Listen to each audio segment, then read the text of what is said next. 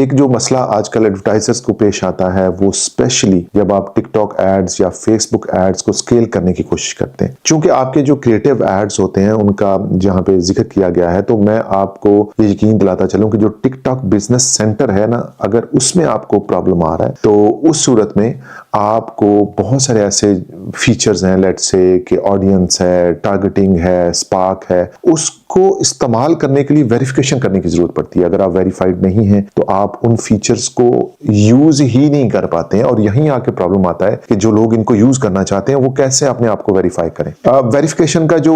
Procedure है, जो basically business manager verification है, या जो एड चलाने का लाइसेंस आप कह लें, वो कैसे हासिल किया जाए। बिजनेस मैनेजर का जो आपका वेरिफिकेशन है ना, वो आ गया है, रुक गई है, और आपके एड्स रुक गए, और कोई आपके पास तरीका नहीं है कि इसे कैसे हल किया जाए। अगर आपके डैशबोर्ड के ऊपर वेरीफाई बिजनेस का सुर्ख निशान आ गया है और आप परेशान हो रहे हैं कि यार ये क्या चीज है, तो ये कोई परेशानी नहीं है, ये बेसिकली एक अच्छी खबर है। वेरीफाइड अकाउंट की लाइफ जो है वो बहुत ज्यादा होती है, वो बैन नहीं होते हैं, और